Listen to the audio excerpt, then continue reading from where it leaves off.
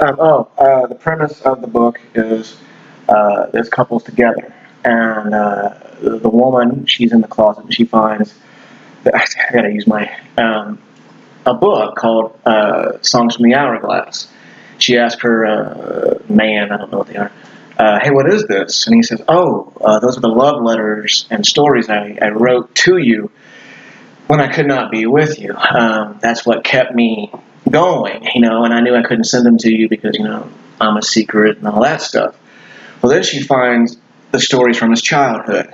And she says, well, what's this? And he goes, well, that's the story I can't write. It's my childhood, and it's just too horrible.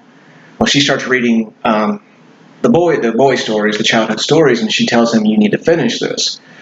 So each chapter is a love letter that he wrote her, and then he goes into writing the boy stories. And basically, without her, he couldn't write the stories.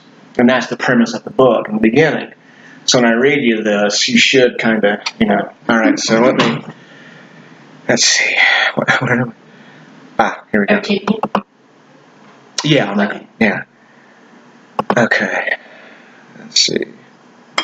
Hang on. I'm not driving very well right now. Here we go. Okay. We need a place to start. There always has to be one. A place where you and I can start the story together. Yes, there was a story before us. And yes, there will be a story after us. There is always going to be a story. Keep it simple. Sooner or later, it always becomes complex. But for a beginning, try to keep it simple.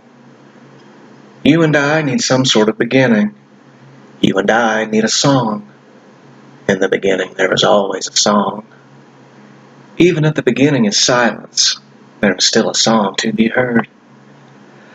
I guess it is time to tell our story, for our song to be heard. And what better place to start for us than the song? Searching for the music between the music, trying to find the notes between the notes, he swam up from a dream that didn't seem to be his, but a reflection of someone else he saw out of the corner of his eye. It was a good dream. Taking a moment to wipe the sleep from his eyes, he sat up and looked around.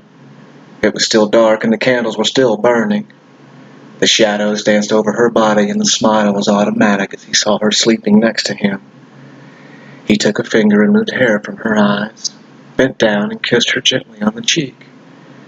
He did not want to wake her, just hoped she felt his affection in her sleep, and it would take her dreams to places she had never been before. She sighed, smiled, and moved closer so she was touching him.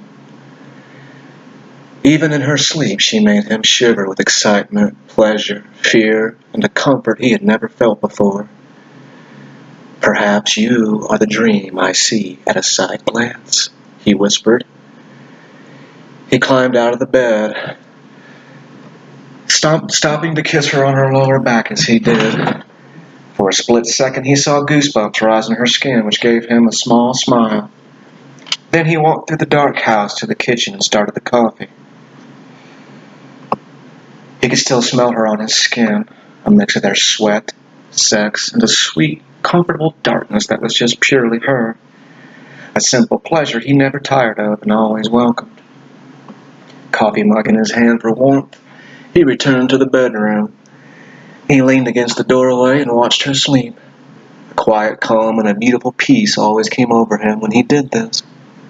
And I will do this 1,000 times more, he said. I'll probably start crying here pretty soon, so just go with it. He remembered the times when they could not be together, and it felt like they were choking on their own lust, loneliness, and the distance between them. That was when he started texting her. Fingertips on your cheeks, kissing your head, nose, lips, my head on yours, just to hold you, just to hold you, just to hold you. She would always reply, thank you. His response, anytime, every time, all the time, for the rest of our lives. Like all couples, in the beginning, the heat, passion, and mystery filled their veins days and restless nights, where everything matters and everything is wonderful. They see life through two heartbeats that become one. It is the little things, the things they create together that become special. Special just for them, theirs and theirs alone. To others it is a cliché, but to them it is life, and it is not a cliché when you are living it. She moaned in her sleep and rolled onto her back. One of his poems that he wrote the night before was stuck to her cheek. He laughed and kissed her lips as he took the paper off her face, wiping away the drool from her lip as he did. "The simple, everyday, ordinary things, my love," he said, kissing her lips. "It is things like this moment that let me know just how much I truly love you."